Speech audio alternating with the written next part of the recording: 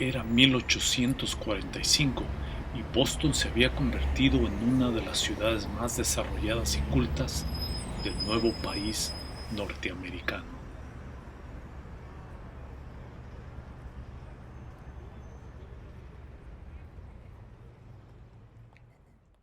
Ya habían transcurrido 70 años desde la lucha por independencia de la Gran Bretaña y se respiraban unos aparentes aires de libertad entre los ciudadanos.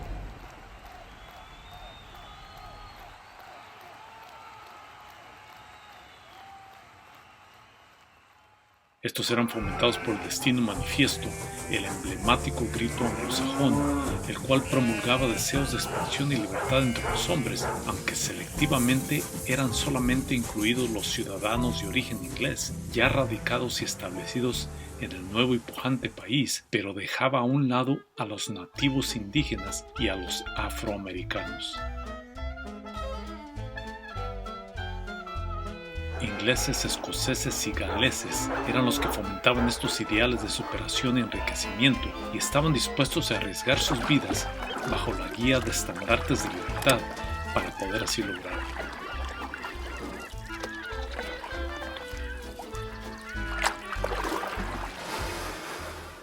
Habían sido subyugados en sus países de origen, con tratos miserables y de discriminación, y eran colocados en los puestos más bajos de sus sociedades, y cuando llegó el momento de partir de sus lugares de origen, no manifestaban ningún tipo de arrepentimiento o remordimiento.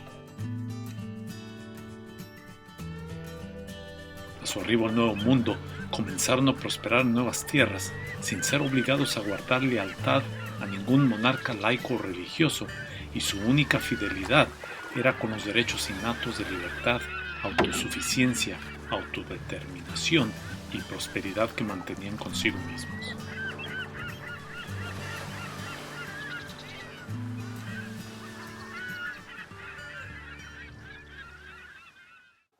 En su nueva patria comenzaban a desarrollar un determinado carácter, el cual les otorgaba, aparentemente, derechos de tierra, libertad religiosa, derecho de gobierno, pero sin embargo, excluían a otros grupos sociales como los nativoamericanos, los afroamericanos que servían como esclavos y, por último, a los nuevos inmigrantes irlandeses.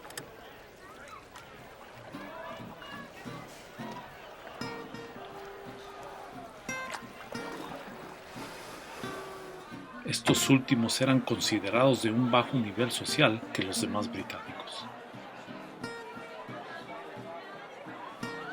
Eran católicos, no protestantes como los demás, devotos de una religión considerada de ser un culto idólatra y decadente por los padres puritanos, y además eran campesinos originarios de una nación agrícola, incapaz de alimentarse por sí misma, lo que fomentaba levantamientos y rebeliones entre sí.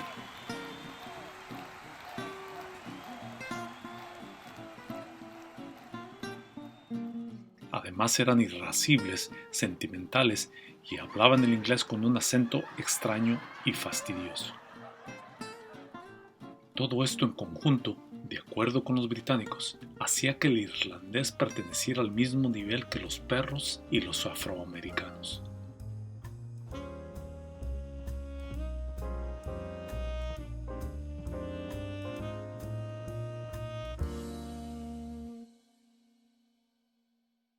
La actual República de Irlanda forma parte de la isla de Irlanda, la cual es compuesta por esta república y por Irlanda del Norte.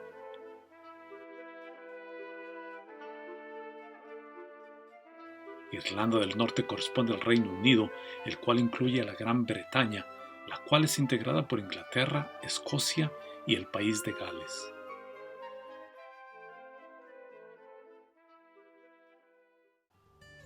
Durante el siglo XVII, el poder político estaba dividido entre una debilitada red de pequeños condados, los cuales periódicamente intercambiaban alianzas de acuerdo con su mayor conveniencia.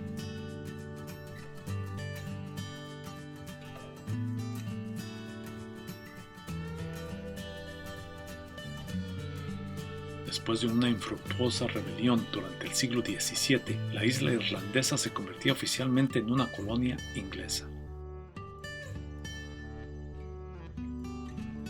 La isla se transformaba en una parte integral del Reino Unido desde 1800 hasta 1922, cuando por medio del Tratado Anglo-Irlandés, firmado el 6 de diciembre de 1921, el Estado Libre de Irlanda se establecía, aunque bajo el dominio del Imperio Británico.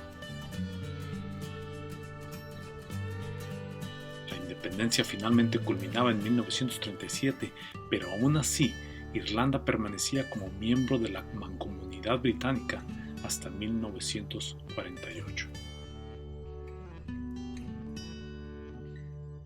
Históricamente, Irlanda había sido influenciada por la religión celta y actualmente muchos de esos dioses son todavía nombrados y recordados en el folclore irlandés.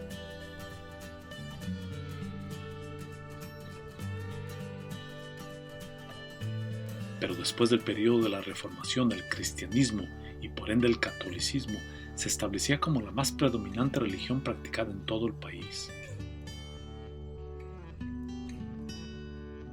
El acervo religioso y católico de los irlandeses es bastante predominante hasta la fecha, ya que más del 90% son fieles seguidores del catolicismo. La religión católica quedó firmemente asociada con la resistencia irlandesa al dominio británico, sobre todo como resultado de la formación de la Iglesia inglesa protestante, formulada por Henry VIII, el cual renunciaba a la tutela del Papa romano por la negación del pontífice de anular el matrimonio del monarca inglés con Catarina de Aragón, hija de Isabel la Católica de Castilla y del rey Fernando de Aragón.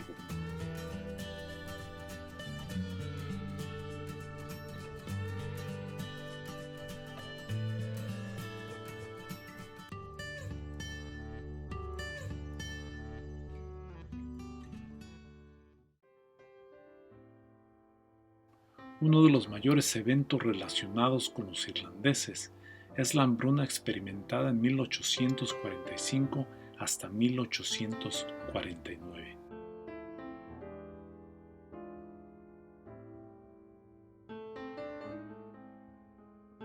Este desastroso episodio fue causado por un moho de agua, el cual generó una plaga que atacó los cultivos de papa, ocasionando la generación de un parásito por nombre Phytophthora infestans, el cual arrasó con los cultivos de papa del país, orillando a la población dependiente de este cultivo a experimentar hambre extrema.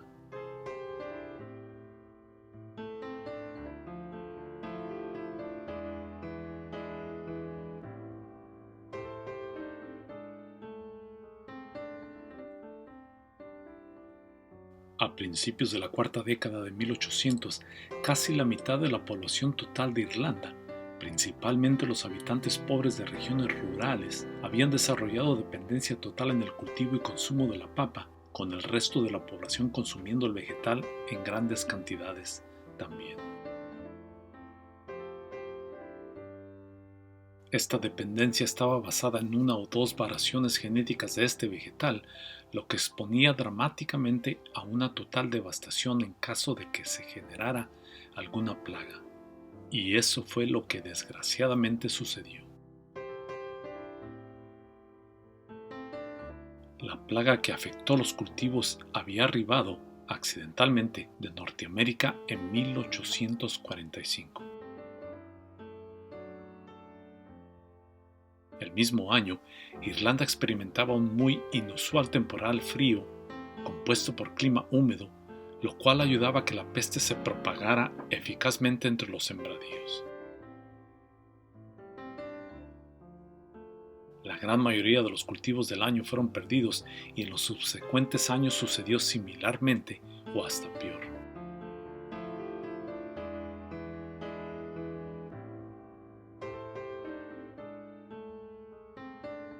La hambruna que se generó en esos años fue la cuenca que desarrolló la historia demográfica del país irlandés.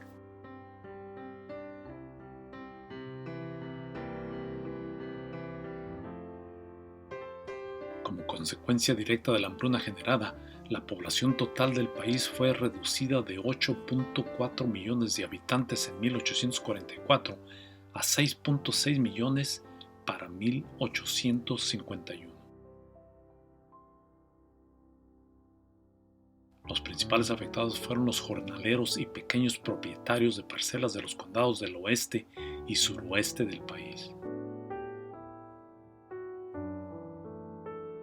De acuerdo con datos proporcionados por la Librería del Congreso de los Estados Unidos de América, se estima que durante el periodo de 1820 a 1930, 4.5 millones de irlandeses cruzaron el Atlántico en rumbo a los Estados Unidos de América.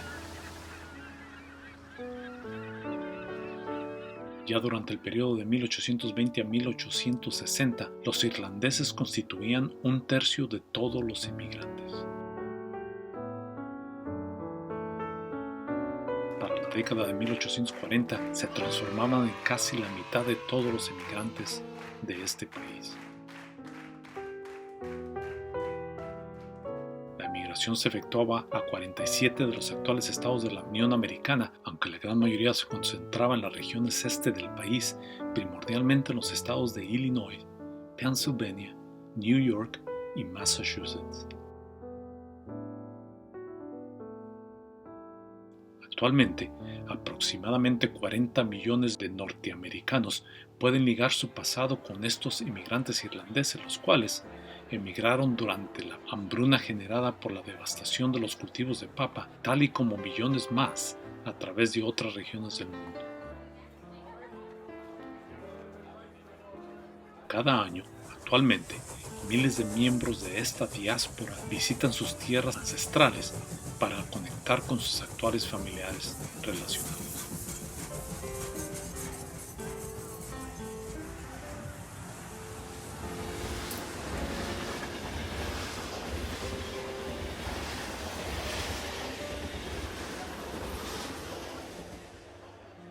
El arribo de estos inmigrantes a regiones de la Unión Americana pronosticaba una mejor vida para los millones de irlandeses, especialmente los que arribaban durante la hambruna generada por la devastación de los plantíos de papa. Las condiciones extremas experimentadas los forzaban a emigrar al Nuevo Mundo en busca de estabilidad, tierras, trabajo y prosperidad. Pero una gran mayoría de los recién llegados comenzaban a experimentar tratos por parte de los colonos británicos no esperados por los católicos irlandeses recién llegados.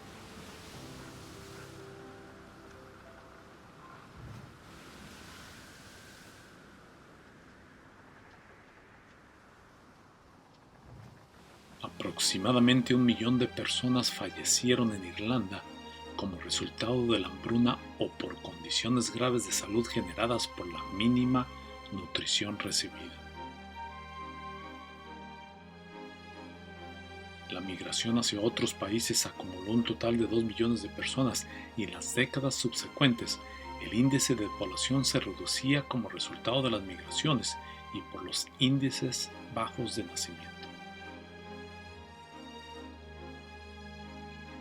Cuando Irlanda consigue su independencia en 1921, la población total había sido reducida a casi la mitad de lo que había sido en 1840.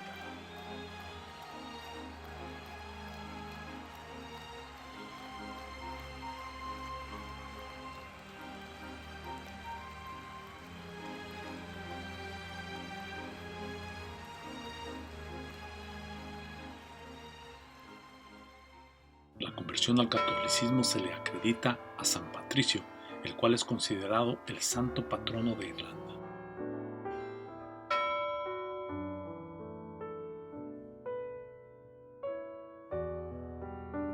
Es reconocido por 2 cortos trabajos literarios. El primero, La Confessio, su autografía espiritual, y por su carta a Coroticus, el cual denunciaba los abusos cometidos por los ingleses sobre los católicos irlandeses.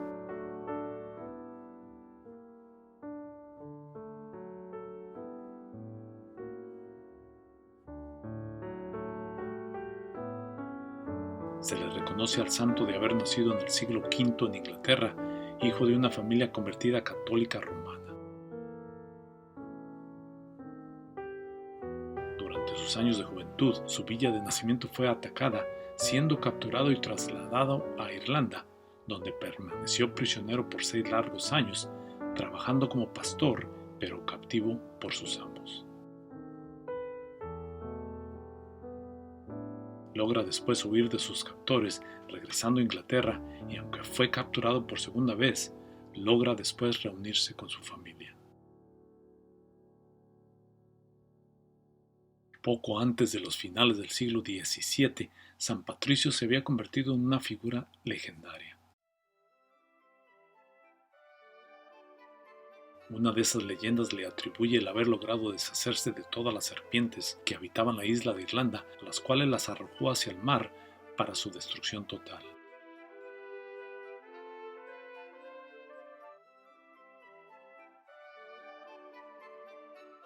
La más popular leyenda es la que describe al santo relacionando a la hoja del trébol con la Santísima Trinidad, la cual incluye a 3 personas en un Dios, usándola como referencia y mostrándosela a los no creyentes.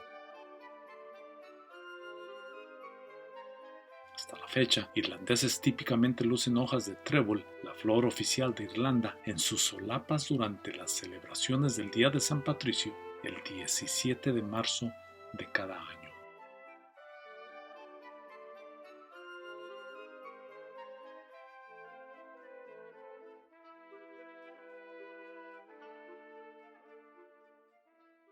El profesor de la Universidad Autónoma de Guadalajara, Michael Hogan, de origen irlandés, en su magnífica obra titulada Molly Malone y los San Patricios, nos ofrece el siguiente pasaje.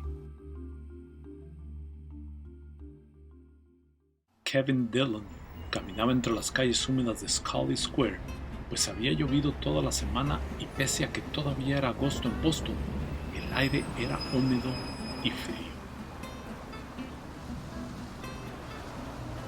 La brisa implacable del puerto congelaba su nuca, así que jaló hacia arriba el cuello de su chamarra desgastada de alcohol. Traía poco dinero en el bolsillo, pero suficiente para comprar una bebida y una comida. Había descargado 8 carros en el mercado de Faneuil Hall y aunque empezó al amanecer, terminó hasta después del mediodía, pues había invertido algo de tiempo ayudando a los vendedores de fruta y verdura a arreglar sus puestos. En ese momento deseaba una bebida fuerte y tal vez una comida gratis, de esas por las que eran famosas las tabernas en Boston. Entró a la taberna Boar's Head y al caminar sobre el piso de acerrín, aspiró el aroma a cerveza de barril, huevos y arenque condimentado, jamón salado y whisky. De haber prestado más atención, habría notado las miradas fijas sobre él, además de las conversaciones interrumpidas a media oración. Pero estaba cansado y hambriento y por el momento había abandonado su acostumbrada agudeza felina. Mientras el cantinero le servía a un cliente al otro extremo de la barra, Kevin alcanzó el frasco de huevos curtidos, tomó 2 y se los tragó como si fueran pastillas. «Un whisky, amigo», dijo cuando el cantinero finalmente se acercó. Aunque ya para entonces, Kevin había tomado un gran rollo, panecillos y 2 rebanadas gruesas de jamón. «Tú y yo no somos amigos», el cantinero gruñó disgustado mientras sus mejillas gordas echaban una bocanada de aire. «Pon el pan y la carne donde estaban y vete al diablo». El cantinero, quien era un conservador de segunda generación, calvo y de cara roja, movió su labio hacia atrás con desdén. «No quiero tus condenados centavos, estúpido. ¿No viste el letrero en la ventana del frente?» El cantinero caminó hacia la ventana ubicada al otro extremo de la taberna, mientras todos en la cantina guardaban silencio e incluso los hombres sentados a lo lejos observaban con atención cómo agitaba el letrero frente a la cara de Kevin. No se permiten perros, negros ni irlandeses. ¿Te lo leo o ya aprendiste inglés? Kevin estaba cansado. Era apenas su segundo día en América. En el primero, había caminado por los muelles ofreciéndose a descargar barcos, cargar equipaje y limpiar bodegas. Lo persiguieron 2 veces un par de estibadores y otra vez un policía. Sin embargo, logró ganar unos cuantos centavos, así que compró una barra de pan y queso y pasó la noche bajo el muelle. Al despertar por la mañana, se dio cuenta que tenía varias mordidas de ratas en las piernas. Se sentía febril y con escalofríos, y su cuerpo flaco temblaba entre la neblina de la mañana. El sonido de los carros de carga que iban camino al mercado lo habían despertado. Gateó con desgano para salir de su escondite y uno de los choferes le gritó: «Oye, muchacho, ¿buscas trabajo?»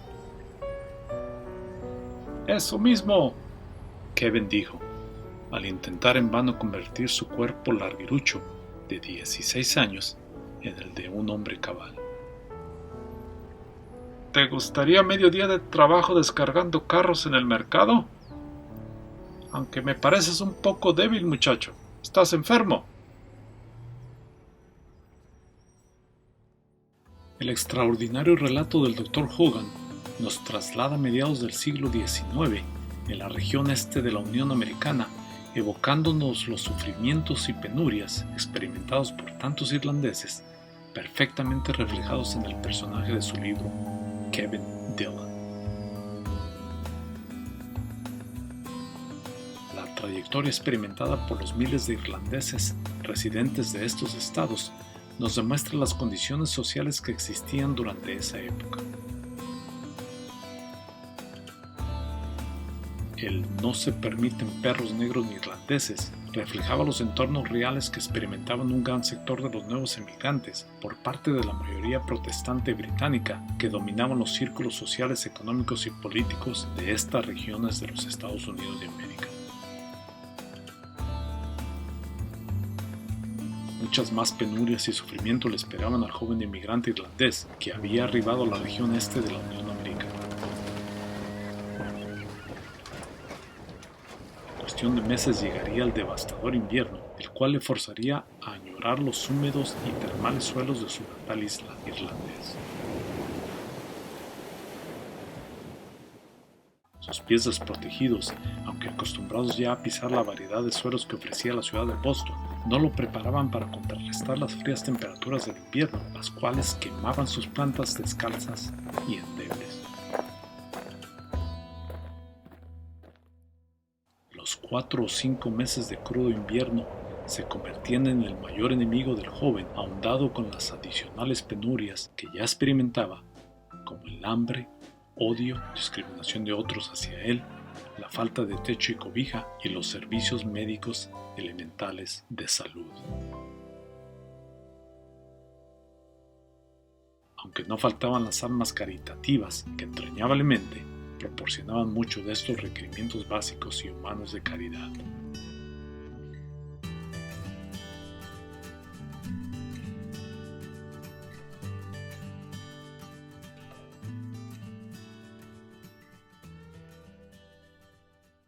Sin estar preparado o consciente de lo que le preparaba el destino, en una de sus ambulantes trayectorias por las calles de la ciudad de Boston, mientras experimentaba el incesante escalofrío del clima extremo y el dolor intenso de sus pies descalzos al pisar la fría nieve, su semblante cambiaba por completo al darse cuenta del contenido del mensaje del letrero posicionado a las afueras de la oficina de aduanas del gobierno norteamericano. Se requieren hombres para servir en el ejército durante la guerra con México. $7 al mes de paga. Vestimenta suficiente, incluyendo pantalones, camisas y botas. Todo proporcionado por el gobierno sin costo adicional al recluta. «¡Botas de cuero y gratis!», exclamaba en silencio el joven irlandés. Súbitamente, el incesante dolor que experimentaba en las plantas de sus pies se desvanecía al imaginarse el arropador contacto de sus frágiles y sufridas extremidades con la suave y acogedora piel de las botas. La paga ofrecida le hacía sentir que finalmente obtendría la tan ansiada estabilidad en el nuevo país.